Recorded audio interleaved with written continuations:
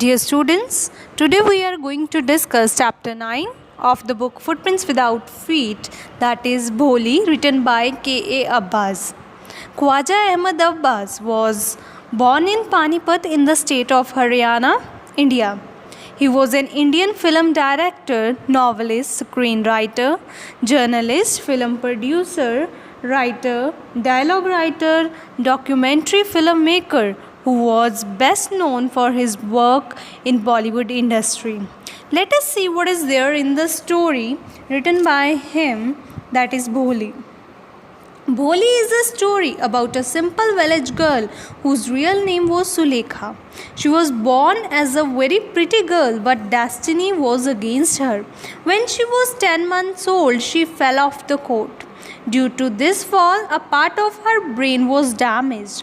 As a result, her speech got delayed and she could start talking only after she was 5 years old, and that too with a stammer. When she was 2 years old, she suffered from an attack of smallpox which left her with black spots all over the body. When she grew up, the other children made fun of her and mimicked her, so she would talk very little. Ramlal, her father, had 7 children, in all 3 sons and 4 daughters. Bholi was the youngest. All other children were healthy and strong except Bholi. Her father Ramlal was very worried about Bholi because she was neither good looking nor intelligent.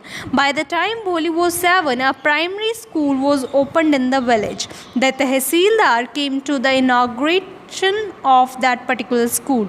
He told Ramlal that as a revenue official and as a representative of a government in the village, he should send his daughter to the school and set an example before the other villagers. Ramlal discussed this with his wife. His wife did not agree because Ramlal did not want to disobey the Tehsildar. She decided to send Bholi to the school. The next day, Bholi was given a bath and dressed up in the new clothes and sent to the school. Bholi was wondering why she was being treated like that. So far, only her older sisters got new dresses and she was made to wear their old clothes. When her father left her in the school, she was very nervous and sat quietly in the corner in the class. When her teacher asked her name, she stammered and the children started laughing. Bholi started crying, but the teacher was kind and understanding woman. She spoke in a soft and soothing voice, which made her feel somewhat comfortable. Finally, she picked up the courage to tell her full name. The teacher motivated her to come to the school daily and told her that if she came to school daily, she would be able to speak without a stammer, and one day she would be able to become the most educated girl in the village. Once she did well in studies and spoke without stammer, no one will make fun of her. Then they will listen her carefully. Many years later, the village has grown to a small town and the school became a high school. Other changes also happened. A cinema hall and a cotton ginning mill too came up. One night, Ramlal told his wife that there was a proposal for Bholi from a rich man, Bishambar, who was probably 45 or 50 years old, put forth a proposal to marry her. He walked with the limp and had children from his first wife. Ramlal readily agreed to this proposal. Bholi overheard the conversation between her parents. The day of her marriage came. When the bridegroom was about to garland her, a woman slipped the veil from her face and showed her face to the Bishambar. The bridegroom cast one look at her and was upset. He asked Ramlal to give him 5,000 rupees as a dowry if he wanted him to marry his daughter. Ramlal bargained for 2,000 rupees, saying he did not have much money, but the bridegroom did not relent. Finally, Ramlal organized 5,000 rupees to give him.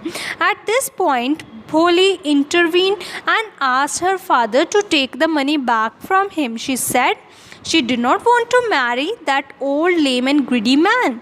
Everybody was surprised. Bholi was not stammering at all. The bridegroom went back with his barat. Ramlal felt that he would not be able to lift his head due to the shame and grief. He asked Bholi as who will marry her now. Bholi said she would like to serve her parents in their old age and teach in the same school where she had learned so much. So, dear students, this story is about a young girl who is neglected by all. Education transforms her. It inspires courage and confidence in her that enables her to raise her voice for her rights. It highlights that education put the required influence to overcome one's personal barriers. The words of encouragement from the teacher highlight that change of social attitude and motivation can help a child like Bholi to become confident and face the world boldly. I hope this video is really helpful to you to understand this chapter well. Thank you.